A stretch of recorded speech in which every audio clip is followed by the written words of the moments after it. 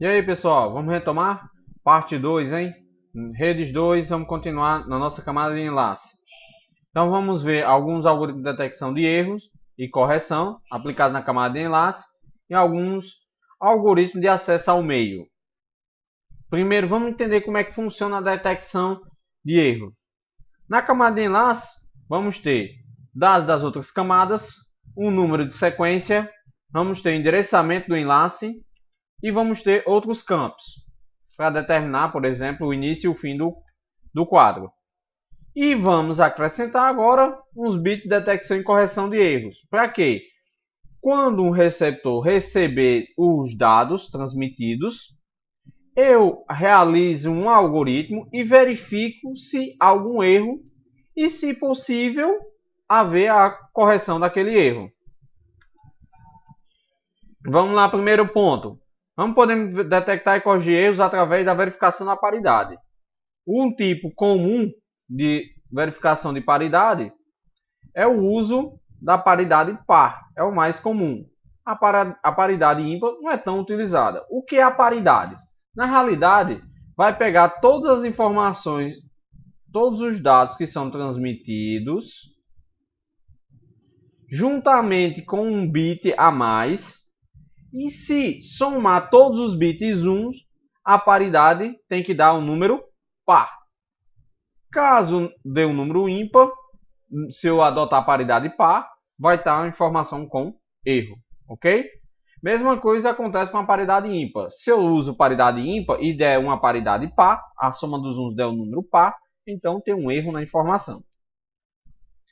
Uma paridade bastante utilizada é a paridade bidimensional, onde vai ser avaliada a linha e a coluna para detectar o erro na informação transmitida. Vamos ver um exemplo aqui, ó. Nesse primeiro lado, podemos verificar que não temos nenhum erro. Por quê? Vamos dar um exemplo. Nessa primeira linha eu tenho 1, 2, 3, 4 bits. Então, paridade ok, na par. Na primeira coluna, 1, 2 bits. Ok, também. Se você verificar também, ó, na primeira linha e segunda coluna também não há, ó. Por quê? Somando aqui já vimos que tem paridade par. E somando aqui também temos 2 bits 1, paridade par também. Quando há um erro, vamos ver aqui o exemplo, vai ficar dessa maneira aqui, ó. Vamos observar a segunda linha, segunda coluna. E vamos verificar que este bit aqui está errado. Por quê? Quando eu somo aqui os uns na linha, eu tenho 1, 2, 3. Opa! Paridade, se a paridade é par, tem erro. Então aqui na coluna eu também tenho 1 bit. Paridade está errada. Então este bit aqui, porque eu estou olhando a segunda linha e a segunda coluna, ele se encontra com um erro. No lugar do 0 seria 1. Seguindo, vamos com calma, não esquente a cabeça. Então vamos ver mais, entender como é que é esse processo de soma de verificação. É o que a gente colocou anteriormente na paridade. Ele vai somar um total de números e dar um número inteiro, certo, de bits. Esses números inteiros usados para detecção de erros, como vimos na paridade par, eles são utilizados para detecção de erros. Exigem pouca sobrecarga de pacote. Como vocês verificaram, só foi acrescentado um bit a mais, certo? Que é o bit da paridade. Ele é utilizado tanto TCP e UDP porque não sobrecarregam, certo? É só 16 bits. Usam apenas 16 bits. Mas vamos usar o conhecido CRC, que é o Código de Verificação de Redundância Cíclica. Esse é um dos algoritmos bastante conhecido para detecção e correção de erro. Ele é conhecido como código polinomiais também. O valor do CRC tem tamanho fixo, indo de 8, 16 ou 32 bits. Ele é calculado de forma que os bits do quadro mais o CRC sejam divisíveis por um número padrão, que é como se fosse um divisor em si, comum para ambos, para que tanto o transmissor quanto o receptor saiba daquele número. Se ele, tanto na transmissão quanto na recepção, a partir do momento que ele divide por esse número padrão, o resto der igual, ou seja, vamos dizer, deu o resto deu resto 0, porventura, vamos dizer, no transmissor, e no receptor também der 0, então não houve erro. Mas vamos dizer que no transmissor deu 0.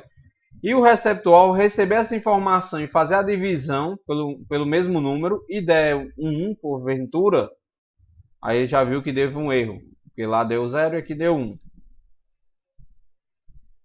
Ele é bastante utilizado para detectar erro em rajada menores do que R mais 1 bits.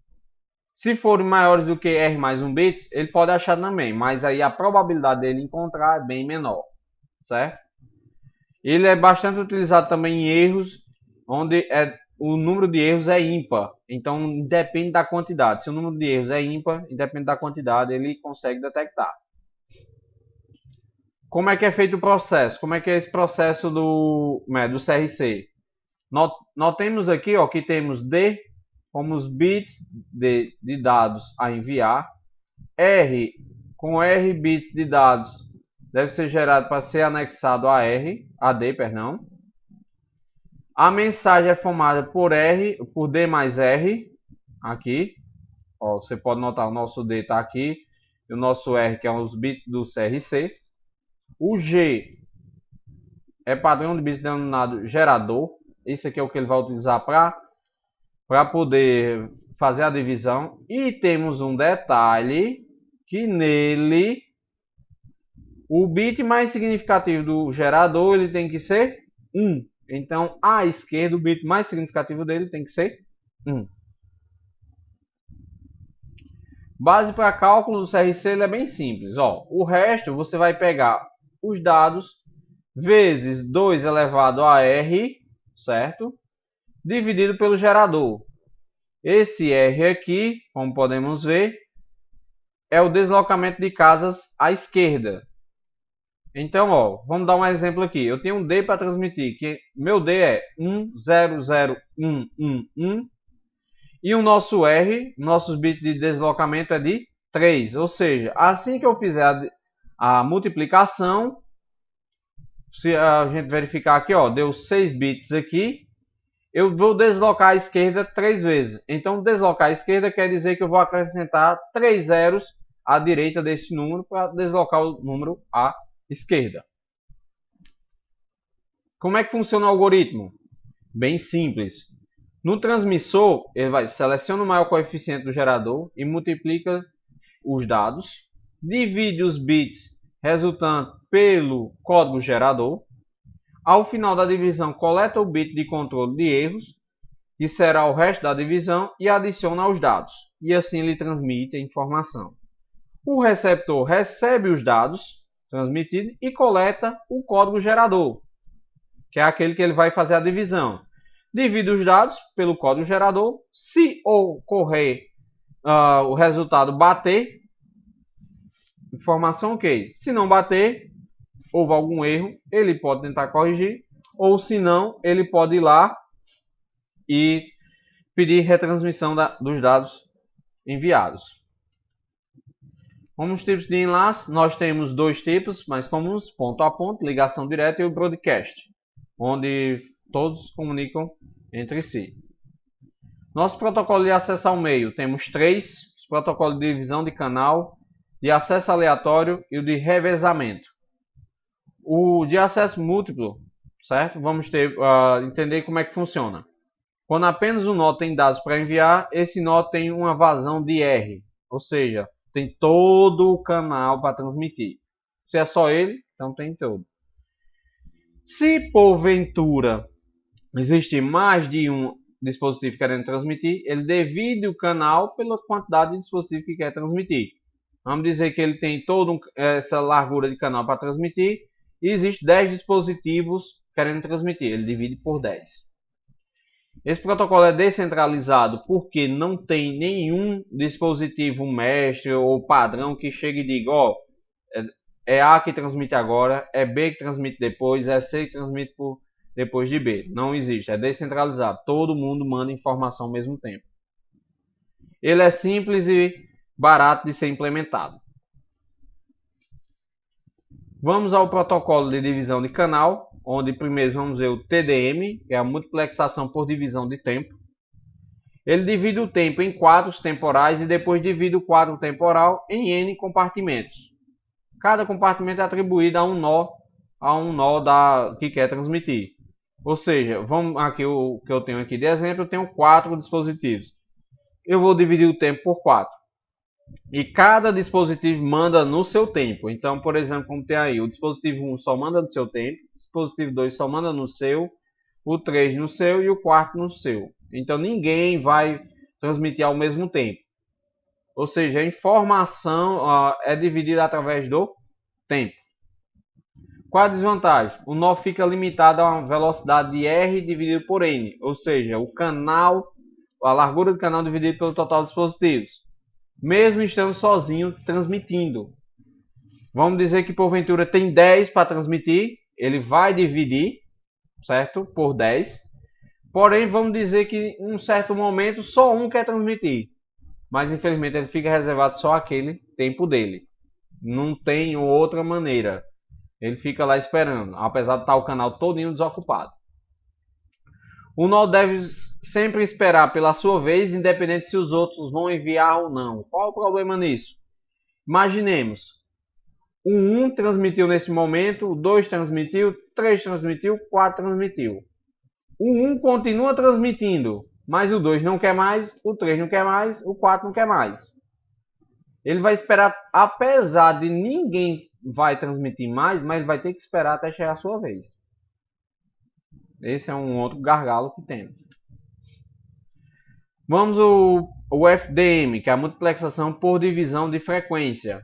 Divide o canal em frequências diferentes, cada um com uma largura de banda R dividido por N, e reserva cada frequência a um dos nós, criando canais menores do que R dividido por N bits por segundo.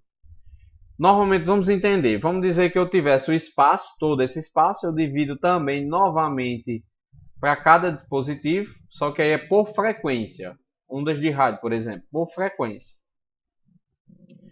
Ele agora vai designar que cada dispositivo tem sua frequência. Vamos dizer que nessa figura aqui, o dispositivo A, a frequência dele é essa, do B é essa e do C é essa. E cada um transmite, certo? Na sua frequência. Temos desvantagens? Temos. O nó fica limitado a uma velocidade de R dividido por N bits, mesmo estando sozinho transmitindo. Então, vamos dizer que neste momento só A quer transmitir. Lembra que aqui era B e aqui é C? E vamos dizer que B e C não quer transmitir neste momento. Apesar de estar todo esse canal aqui livre, mas A só vai usar o dele. Infelizmente só usa o dele, diminuindo a velocidade de transmissão. Ok? O acesso de múltiplo por divisão de código, o CDMA, ele faz o seguinte: cada dispositivo, vamos dizer porventura, eu tenho aqui 3 dispositivos, dispositivo A, B e C. O A recebe o código 0, 0, 1. Desculpem a escrita, pessoal, porque é via mouse, certo? Não tem mesa digitalizadora. Vamos dizer que o B é 0, 1, 0. E o C é 1, 0, 0. Então, toda e qualquer mensagem que A for transmitir, toda e qualquer informação, ele vai ter que acrescentar esse código identificador dele. Mesma coisa acontece com B. E mesma coisa acontece com C. Para que isto? Para que, mesmo que todo mundo mande informação ao mesmo tempo, se verifica que aquela informação pertence a A outra pertence a B e a terceira pertence a C. Certo? Está ligado mais a canais sem fio, realmente. Esse é o detalhe até que tem que ser frisado, porque é ligado mais a canais sem fio, ou seja, transmissão sem fio. Vamos aos dois protocolos de acesso aleatório, o Aloha e o CSMA. O Aloha é o mais simples que se tem. Eu quero mandar, eu mando informação. Não tem questão de dividir tempo, não tem questão de dividir frequência. Na hora que eu quiser mandar, eu mando. Qual é o gargalo disso aí? todo mundo mandando informação ao mesmo tempo, vai correr muito choque, muito conflito de dados. E isso pode interferir nos meus dados e ele chegar lá no meu receptor e a informação está toda distorcida. Qual a eficiência disso? Muito inferior. É só de 18%. A eficiência é só de 18%. Então, a grande maior parte é o que? Correr choques de informação. Eles pensaram nisso, então vamos melhorar? Criar-se o Slotted Aloha. Todos os quadros consistem exatamente L bits. Ele define um valor. O tempo é dividido em intervalo de tamanho L dividido por R. Ou seja, ele vai dividir para cada dispositivo um tempo X. Os nós começam a transmitir somente no início do intervalo. E por que eles sabem disso? Porque eles sabem quem é quem transmite na hora. Eles sabem, porque vai ter um que vai organizar a bagunça. Se ocorrer colisão, todos nós detectam a colisão antes do fim, do intervalo. Então, houve colisão de informação, houve conflito, houve choque, eu sei para o que eu estou fazendo. Tem eficiência? Melhorou bastante, mas ainda é pouca, 37%. Mas é melhor do que 18%, não? Então, vamos lá, continuando.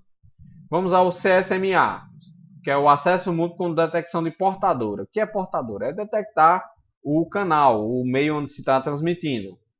Vamos ao primeiro, que é o CSMA 1 menos persistente. Eles querem transmitir a informação, escuta primeiro o canal para depois transmitir. Se estiver livre, ele transmite. Se estiver ocupado, fica escutando persistentemente. E se houver colisão, há uma espera por um intervalo de tempo aleatório. Ou seja, ele fica lá sempre perguntando: o canal tá livre? O canal tá livre? O canal tá livre? E ele só perguntando. Até que um momento ele vê que não tem ninguém transmitindo e transmite a informação. Se ocorrer um choque, ocorreu uma colisão de dados. Lembra que na colisão de dados as informações são distorcidas. Ele fica sabendo da colisão e fala o seguinte: agora eu vou esperar 10 segundos. Depois de 10 segundos ele fica verificando de novo. O canal está livre? O canal está livre? Quando descobre o canal livre, transmite. E assim vai. E quando ocorrer uma nova colisão, não vai esperar novamente 10 segundos. Pode ser um outro valor X. Ok? E o não persistente? No não persistente, há uma tentativa consciente de ser menos intensa do que o CSMA 1 menos persistente. Ou seja, eu não vou escutar diretamente o canal. Fica aquela insistência. O canal está livre? O canal está livre? Não, eu escuto o canal. Fico lá só escutando. Se eu ver se eu escutar que existe alguns dados transmitindo, eu não transmito nada. Se eu ver que está livre, eu mando informação. Se ocupado, ela guardará um tempo aleatório para depois transmitir. O grande diferencial está aí. Como eu disse, eu não escuto direto. Eu fico esperando um tempo. De 10 em 10 segundos, de 5 em 5 segundos. Aleatoriamente eu escolho um valor. O algoritmo escolhe um valor e eu fico escutando. O P persistente. Ele escuta o canal para ver se está desocupado. Se estiver ele desocupado, é feita a transmissão com uma probabilidade P e com uma probabilidade Q para o próximo slot. Ele calcula a probabilidade de dar OK e transmite. Se eu ver que vai dar erro, tem uma probabilidade Q também de dar erro e eu recalcular uma nova probabilidade de transmitir aquela informação sem erro. Se transmitir, mesmo assim ocorrer colisão, eu escolho um tempo aleatório e refaço todo o procedimento até conseguir transmitir todos os meus dados. É um pouquinho mais cauteloso esse daí, devido às probabilidades de dar certo e de dar errado.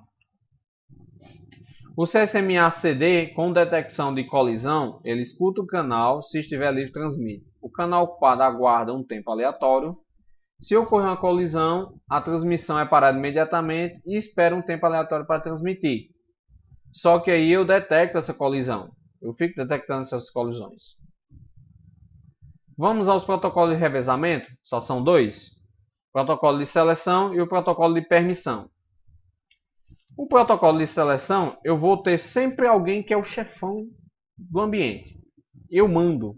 Então eu escolho quem é que vai transmitir agora. Então no meio de todos os dispositivos eu escolho um. Onde é que ocorre normalmente isso? Nas conexões Bluetooth. Lembra que sempre, se não conhece, entendam a ideia mais ou menos. Existe um dispositivo Bluetooth que esse aqui é o mestre. É ele que manda. Ele se associa a um dispositivo que passa a ser o escravo. Então eu escolho ele e ele só transmite para mim. E assim eu tenho garantia do que a informação é só daquele dispositivo. Mas tem um que sempre vai mandar. É o mestre. Uma outra forma é a de permissão. É aquela brincadeira do anel. Ou seja, eu jogo um anel para cada pessoa, aquela brincadeira infantil, passo um anel de cada um. Só que aqui, quem recebe o anel tem a vez de transmitir. Nessa topologia aqui, a token ring, você transmite de um para um cada dispositivo o anel. E assim ele transmite a informação na sua vez. Então, pessoal, valeu. Muito obrigado pela atenção. Qualquer dúvida, estamos aí à disposição. Deixe nos comentários que estarei com vocês sempre. Certo? Até mais.